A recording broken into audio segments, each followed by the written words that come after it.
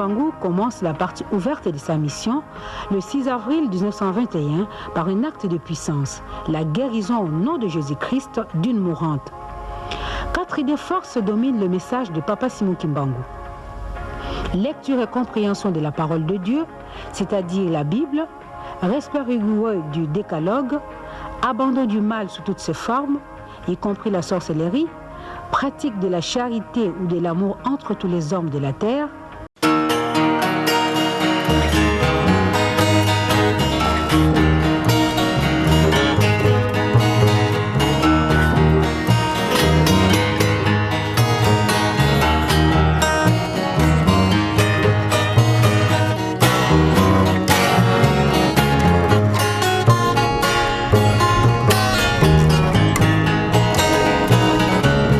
Le centenaire, c'est un double jubilé.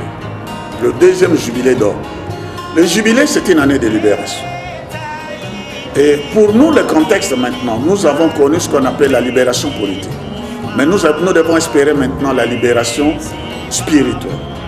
Et en les formant, en les suivant et en regardant le parcours, comme c'est un enfant très intelligent et les frères comptaient beaucoup. Raison pour laquelle on devait lui donner quelqu'un, après avoir fini ses dons.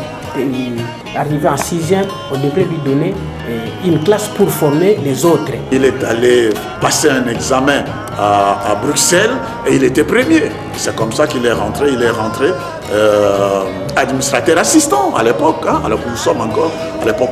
Ça, c'était administrateur assistant. On ne pouvait pas voir un noir à ce titre. C'était un haut gradé, un évolué à l'époque, un grand évolué. Et il a été à la table ronde. Le Christ a pris une décision. Dans sa décision, il dirait les royaumes seront enlevés. Dans Matthieu 21, 43, 42, 43. Les royaumes seront enlevés. Il sera donné à une autre population. Alors, c'est de cette phrase, les chercheurs suivent où se trouvent maintenant les nouveaux royaumes d'Israël. Même on Abraham. Yani kuoneka monika nani yawe ntubaka mboti mubutuka muvuate limitu la bao tubaka moya kuso ani mubutuka kisolo ke le boba ani mesolo kana ba ani butuka mutu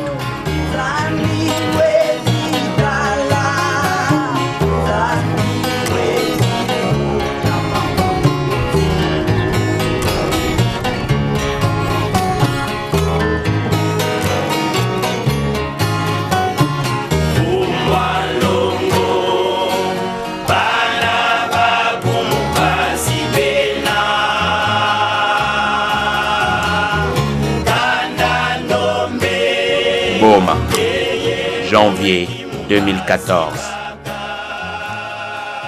Depuis l'annonce du centenaire de sa grandeur Charles Daniel Kisolo Kele par son petit-fils Simon Kimbangu Kiangali, Boma est devenu le centre des enquêteurs et des journalistes en quête d'informations sur la vie scolaire et professionnelle de Charles Daniel Kisolo Kele, fils aîné de Papa Simon Kimbangu et ex-ministre du Travail dans le premier gouvernement du Congo de Mary Patrice Lumumba.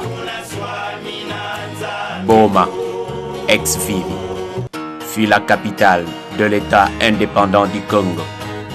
Léopold II en a fait sa propriété privée et en a hérité après la conférence de Berlin de 1885. C'est Henry Morton de Stanley, l'explorateur américain, au service de l'AIC de Léopold II, l'Association internationale pour le Congo, qui aida à la délimitation de ses frontières et aida Léopold II à asseoir sa souveraineté sur le Congo. La colonisation était alors en marche. 3 axes furent exploités pour la réussite de cette gigantesque entreprise: l'évangélisation et l'éducation, la civilisation ainsi que le commerce. Ce sont les missionnaires qui se chargent de l'éducation chrétienne et de l'éducation scolaire. Pour parvenir à cette tâche, ils vont construire des églises et des écoles chrétiennes, parmi lesquelles on compte la colonie scolaire de Boma. Léopold II imposera une domination écrasante. Près d'1 million de personnes seront mortes et 10 000 personnes portées disparues sous les jougs coloniales. Simon Kimbangu, lui, naîtra 2 ans plus tard, après la conférence de Berlin. En 1908, l'État indépendant du Congo devient le Congo belge. C'est au cœur du Congo belge profond que la toute-puissance du Seigneur se manifesta à travers son esprit, Simon Kimbangu, et à travers 3 autres visages, les 3 esprits glorieux, les 3 fils de Simon Kimbangu, dont il eut avec son épouse, Marie Mouilou Kiawanga. En 1921, Simon Kimbangu déclenche le processus de veille spirituelle des Noirs de la colonie. Il proclame la liberté des opprimés et jette la base des indépendances des pays africains à partir du Congo belge.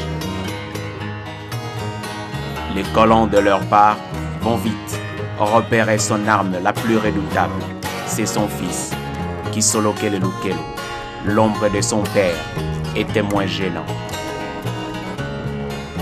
Le 12 septembre 1921, les Belges décident de l'arrestation de Simon Kimbangu, son père, et l'incarcèrent à Elisabethville, à Kasson. En 1921, Charles Daniel Kisolokele n'a que 7 ans lorsque son père se fit arrêter.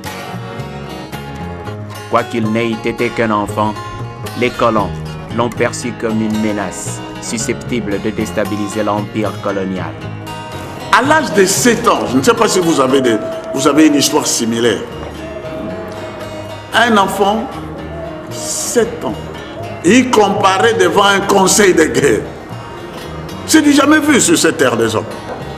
À 7 ans, le commandant de Rossi pose une question à un enfant de 7 ans dans un conseil de guerre. Et les réponses qu'il donne au commandant de Rossi énervent le commandant de Rossi. Au lieu que ce soit l'enfant qui perd patience, qui s'énerve, parce qu'un enfant de 7 ans, il est calme, il a sa maîtrise, il répond question après question. Mais maintenant, c'est le commandant de Rossi, âgé, commandant de Rossi, qui perd patience, qui s'énerve, qui tape du doigt sur la table, qui perd tous ses moyens face à un enfant de 7 ans. Quand il est venu d'abord, il était en observation pendant une année. On l'a observé, on l'a éduqué, on l'a prodigué des conseils. Voilà les sorts qui peuvent arriver si tu n'acceptes pas, ainsi de suite, tout et tout et tout. Il y a la prison, il y a les travails forcés. En 7 ans, cet enfant est capable de déstabiliser tout un royaume. Parce que le commandant de Rossi représentait l'autorité.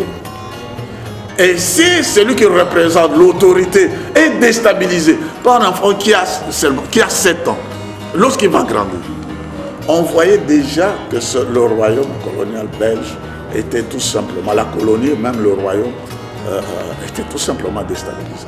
De cet enfant, il faut le mettre là, on peut faire un lavage de cerveau pour qu'il quitte un peu ce qu'il a appris de son père. Les frères d'abord, en le prenant là où se trouvaient ses parents, jusqu'ici, on voulait de lui les façonner, donc les rééduquer en quelque sorte pour devenir une personne dans la société autre que son père, l'idée de son père. Quand on avait arrêté le papa pour la récupération politique, l'État les a pris. Et il avait l'obligation morale de s'occuper des enfants. C'est ainsi que l'État les avait pris pour le mettre à la colonie scolaire. Il sera alors arrêté, lui aussi, et sera relégué à Boma.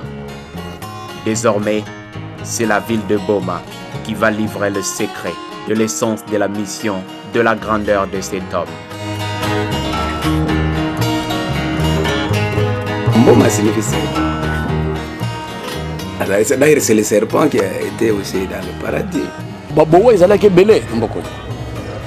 Alors mundele po a prononcé Mboma, yazobenga ngo Boma. Yango na baye kozwa kombo ya Boma, bapesa ngo na fait la ville moko. Donc ça sort, il y a Boma, il y a Boa. Ah. Papa nous disait toujours la ville de Boma. C'est une ville où siège Satan. Vous voyez qu'il disait toujours la criminalité sorcière est plus à Boma qu'à Kinshasa. Ce n'était donc pas que par pur hasard si Stanley avait placé son sanctuaire dans la ville de Boma. Car cette ville retrace une histoire enfouie du passé du peuple Congo. Lorsque les ancêtres du peuple Congo furent chassés du royaume Congo d'Yatuku, ils se réfugièrent en Égypte, mais n'abandonnèrent point la sorcellerie qu'ils héritèrent de l'impie. En Égypte, ils développèrent cette sorcellerie en magie et rendirent culte au serpent. Nzambi Mpungu s'irrita et les livra aux descendants de Jacob qui l'habitent jusqu'aujourd'hui. Il dessécha le Sahara pour qu'ils se repentissent, mais ils ne renoncèrent point à leur magie. Alors, ils quittèrent le Sahara par vagues et vinrent s'installer dans le territoire de 3 fleuves. Et Nzambi Mpungu leur permit de refonder le royaume Congo d'Yantete. Mais hélas, ils ne renoncèrent point à leur magie. Ils baptisèrent leur capitale Mboma Mvumbi, l'actuelle ville de Boma, et la dédièrent à leur mère, le serpent noir, qu'ils ramenèrent de l'Égypte. Je me rappelle à maman Mokwawa. À l'époque là, elle fut la plus belle femme de Boma. Marie c'est qui a Koufi Kalamingité. Alors, vivre dans maman wana, mais c'était étonnant. Tala Kakapa Charles Azaki fonctionnaire de l'État. Donc Azaki Motumoko indunitaire à l'époque là. Mais maman wana comme on a papa yé paix azotine de kende soma pondo kenaye. Tout a pondo azot tout anaye. Dans la simplicité Zaginaye. Quand il y a une guerre dans un pays, les spécialistes en mines, quand ils viennent, ils retirent ces mines, parce que ce sont les mines qui peuvent causer du tort. Les rôles de nos papas, ils sont venus dans ce pays, dans ce monde, où Satan a mis ses mines. Vous comprenez? Pour les rôles, c'est de retirer ces mines. C'est pourquoi nos papas ont aimé des fois des sorciers. Quand ils savent qu'il y a une grande puissance, nous sommes vétérans, il faut retirer cette puissance-là. Maintenant, ce que vous avez dit, les raisons qui sont là, à l'objet, Marie, c'est que, mais bikange, hein, vous avez quoi na mona tchela, mais mbasi venge ke kufwa. Yeke mona ba mambo mingi, même avant que kufwa ngeke sala pedi ai. Effectivement, mais on a kufi akala mingi te na boma wa. Bon, ils aient soit batu mingi te ba beka. Mais nous voyons le plan humain, mais lui il voit un plan spirituel que cette femme ici est une femme qui cause du tort aux gens. Il faut que les gens approchent pour retirer les venin. Ainsi donc, la ville de Boma fut la racine du mal qui souffla une malédiction de 70 ans à nos ancêtres, comme l'Israël en Babylone. Voilà pourquoi Kisolokele porta le nom de Daniel, comme Daniel en Babylone. Les esprits initiés, comme Stanley, le savaient. Mais Nzambi Mpungu lui-même sut comment extirper la racine du mal. Boma, ex-Vivi, la capitale de l'État indépendant du Congo, reconduisait le mystique de Mboma Mvumbi dans le Congo belge. Il fallait donc détruire ce mal. Alors, 2 personnes seront reléguées à Boma, Kinzembo et Kisolokele, Daniel Charles, pour lutter contre la racine de la mère Mboma en vue de détruire la malédiction de 70 ans. Kinzembo, elle, se chargera de 70 ans de leur calvaire. Son emprisonnement débuta en 1929 et prit fin en 1999. Pendant 70 années, elle lutta en esprit contre la domination des esprits malins et leur malédiction. Lorsque 70 années furent achevées, Simon Kimbangu Kiangani, l'actuel chef spirituel, partit la chercher de Boma. Toutes ces choses étaient connues des anciens colons et des anciens missionnaires. Ils savaient que Daniel Kisolokele n'était pas un homme ordinaire.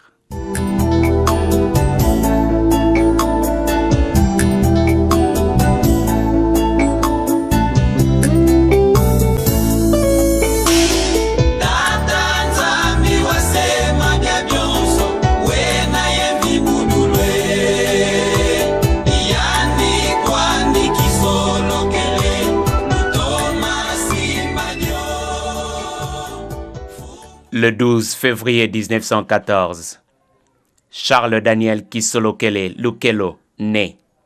Plus tard, à la même année, l'archiduc héritier François Ferdinand est assassiné. La Première Guerre mondiale éclate. Tous les pays présents à la conférence de Berlin de 1885 seront impliqués dans cette guerre et ils se détruisirent. Mais déjà, avant sa naissance, des chercheurs annonçaient l'installation d'un ordre nouveau